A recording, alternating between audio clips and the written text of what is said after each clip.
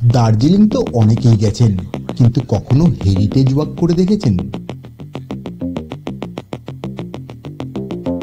হ্যাঁ, পায়ে হেঁটেই দার্জিলিংয়ের মায়াবী সৌন্দর্যকে নতুনভাবে আবিষ্কার করা যায়।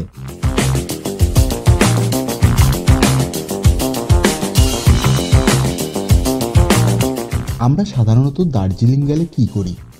ওই কেভেন্টার্সে ব্রেকফাস্ট, গ্লিনারিজের সামনে দাঁড়িয়ে ছবি তোলা, ম্যাল রোডে হাঁটাহাঁটি আর ম্যালে বসে চা আর আড্ডা, এই তো। ও, আর দার্জিলিং স্টেশনে গিয়ে টয় ট্রেন চড়া, নয়তো গাড়ি ভাড়া করে দার্জিলিংয়ের সাইট সিন। ব্যাস, আমাদের দার্জিলিং ঘোরা শেষ হয়ে যায়। কিন্তু না, কুইন অফ দ্য হিলস তো এখনও ব্রিটিশ সাহেবিয়ানাকে ধরে রেখেছে। একদিকে প্রকৃতি নিজেকে মোহময় করে মেলে ধরেছে, ঔপনিবেশিক যুগের ঐতিহ্য তার সঙ্গে যোগ করেছে অন্য এক জাদু। আর সেই স্বাদটা নেওয়ার জন্য ম্যাল ও তার চারপাশটা সঠিকভাবে শুধু হাঁটলেই হয়ে যায়। এক বেলাতেই সবটা ঘুরে দেখে নিতে পারবেন। এখন প্রশ্ন হচ্ছে, কিভাবে একা একা চিনে যাবেন সেই রাস্তাগুলোতে? তাই আজ আমি এই ভিডিওতে সেই গাইডের কাজটা করব। খুবই সোজা, একবার দেখলেই পুরোটা বুঝতে পারবেন।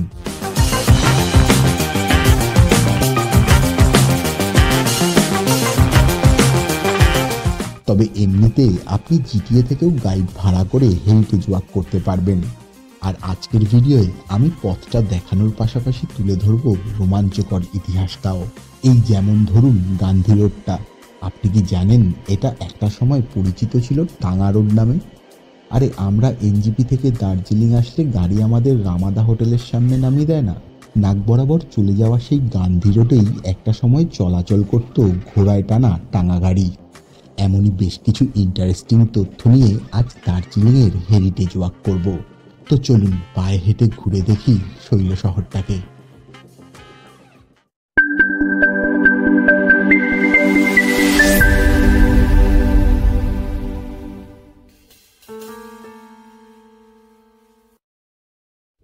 দার্জিলিং মানে বজ্রভূমির দেশ।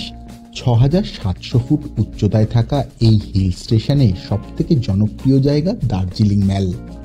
তাই আজকের হেরিটেজ ওয়াকটা এখান থেকেই শুরু করা যাক। আচ্ছা, ম্যালের চারপাশের দোকানগুলো কিন্তু প্রায় সবই হেরিটেজ প্রপার্টি। আর ম্যালের মাঝখানে এই যে স্ট্যাচুটা, এটা ভানুভক্ত আচার্যের। তিনি নেপালি ভাষায় রামায়ণ লিখেছিলেন। আর এই স্ট্যাচুর দিকে মুখ করে দাঁড়ালে বাদিকের রাস্তাটা দিয়ে হাঁটা শুরু করে মোটামুটি ৩.৫ কিলোমিটার গোল করে ঘুরে স্ট্যাচুর ডান দিকের রাস্তাটা দিয়ে ফিরে আসবো ম্যালে। আর এই পথেই পড়বে ভানুভবন, Saint Andrew's Church, Gymkhana Club, Nightingale Park, Raj Bhavan, observatory, view point আর মহাকাল মন্দির। চলুন প্রথমে এই জায়গাগুলো ঘুরে দেখে নেওয়া যাক।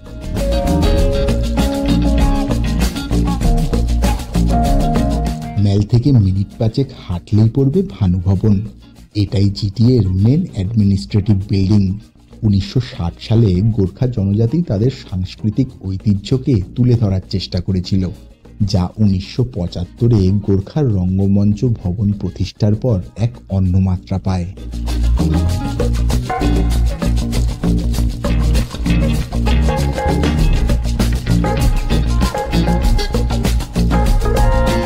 আর ভানুভবনের উল্টো দিকেই সেন্ট অ্যান্ড্রিউস চার্চ। স্কটল্যান্ডের এক বাসিন্দা সেন্ট অ্যান্ড্রিউসকে টি প্ল্যান্টেশনের জন্য এখানে দায়িত্ব দেওয়া হয়। স্কটিশ এই সোলজার ১৮৪৩ সালে এই চার্চটা তৈরি করেছিলেন। যদিও একসময় বাজ পড়ে এই চার্চটা প্রায় ধ্বংস হয়ে যাওয়ার অবস্থা হয়। ১৮৭৩ সালে তা আবার পুনর্নির্মাণ করা হয়।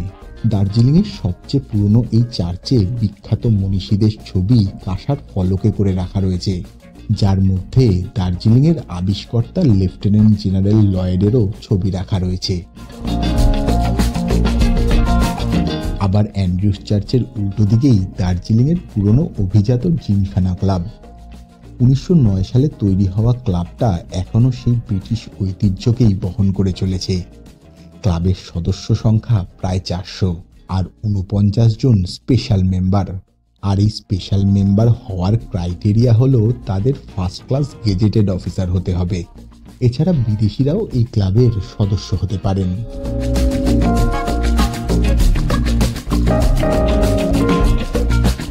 আর অ্যান্ড্রিউস চার্চের পাশ দিয়ে যে রাস্তাটা গোল করে নিচে নেমে যাচ্ছে, সেখান থেকে কিছুটা হেঁটে গেলেই রাজভবন, আমাদের পশ্চিমবঙ্গের গভর্নরের রেসিডেন্ট।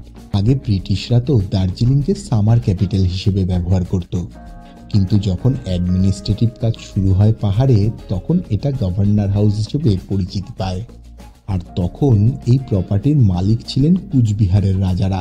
1877-এ কুচবিহারের রাজাদের থেকে ব্রিটিশরা এটাকে নিয়ে নেয়, আর তারপর থেকেই জায়গাটা রাজভবনের রূপ পায়। আচ্ছা, রাজভবনের সামনে যে রাস্তাটা নিচের দিকে নেমে গেছে, সেই রাস্তা দিয়ে 1.5 কিলোমিটার হাঁটলেই নাইট অ্যাঙ্গেল পার্ক।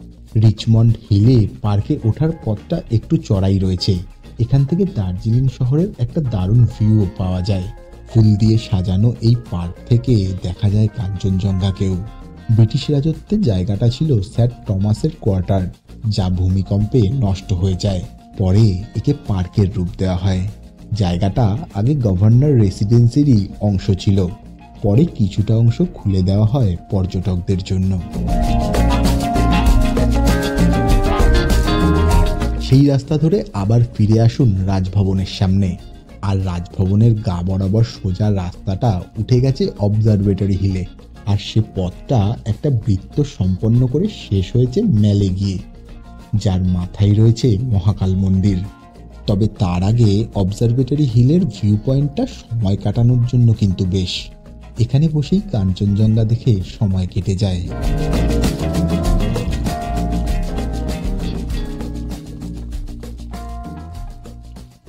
যাই হোক, এ পথ দিয়ে ম্যাল রোডের দিকে কিছু দূর গেলেই মহাকাল মার্কেট, আর সেই মার্কেটের পাশ দিয়ে সিঁড়ি উঠে গেছে মহাকাল ধামে। অবজারভেটরি হিলের একেবারে চূড়ায় এই মন্দির। চারিদিকে পতাকায় ঘেরা এই দুর্জয় লিঙ্গটা বুদ্ধিস্ট, লেপচা, ভুটিয়া আর হিন্দুদের এক মিলন ক্ষেত্র।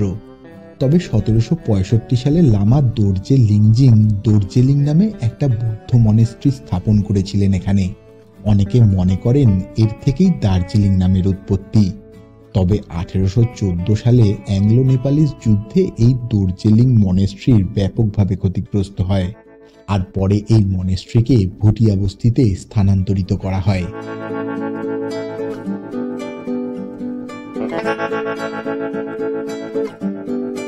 মহাকাল মন্দির থেকে নামলেই আবার ম্যাল রোডে ফিরে আসা।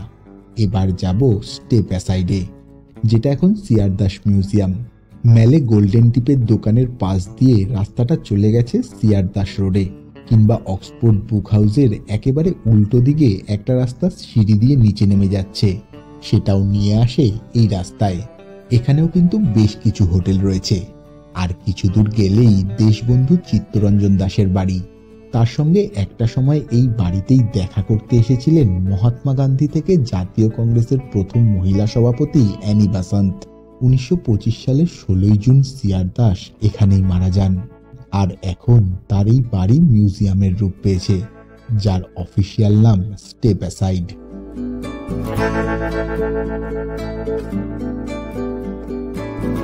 এ পথের প্রকৃতি উপভোগ করতে করতে আবার ফিরে আসুন ম্যালে। এবার যাব ম্যাল রোডের যে রাস্তাটা কেভেন্টার্সের দিকে চলে গেছে। তবে তার আগে দেখিয়ে দিই আস্তাবল রোডটা। ম্যালের ফাউন্টেনের বাদিকের রাস্তাটা চলে গেছে আস্তাবলের দিকে, যাকে ডক্টর জাকির হোসেন রোড বলে, আর ফাউন্টেনের ডান দিকের রাস্তাটা চলে যাচ্ছে কেভেন্টার্স গ্লিনারিজের দিকে। এ পথে চোখে পড়বে প্রায় 100 বছরের পুরনো দাস স্টুডিও। পুরনো দার্জিলিংয়ের সব ছবি এই স্টুডিওর ক্যামেরায় তোলা। 1927 সালে ঠাকুরদাস প্রধান এই দাস স্টুডিও বানিয়েছিলেন। ফেলুদাস সিনেমায়ও কিন্তু এই দাস স্টুডিওকে বারবার দেখেছি আমরা। সত্যি মাউন্টেন ফটোগ্রাফি কাকে বলে এই স্টুডিওর ভিতর ঢুকলে বোঝা যায়।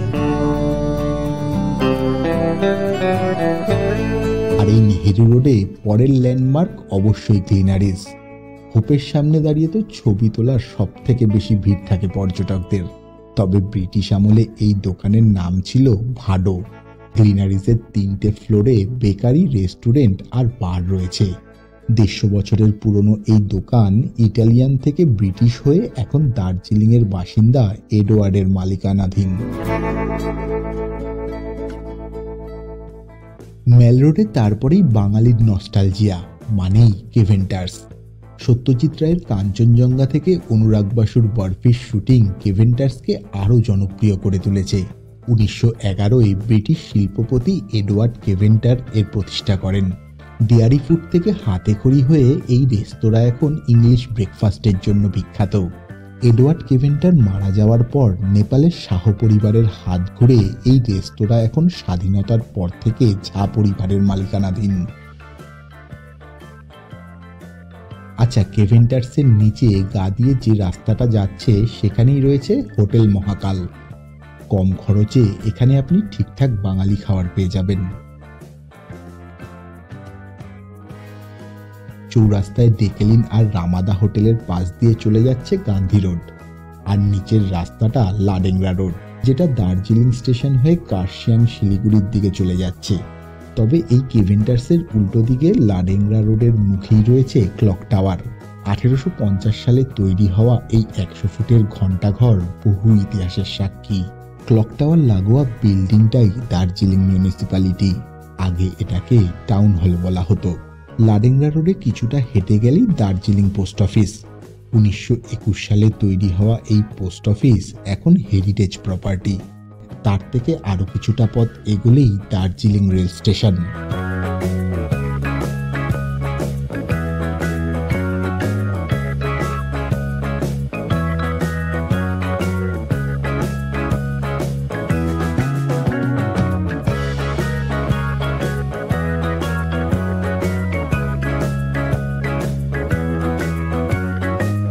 আর এখানেই তো দার্জিলিংয়ের সব থেকে হেরিটেজ টয় ট্রেনের দেখা পাওয়া যায়। তবে শুধু টয় ট্রেনের জয় রাইড নয়, এই স্টেশনটাকেও কিন্তু একটা ভিউ পয়েন্ট বলতে পারেন।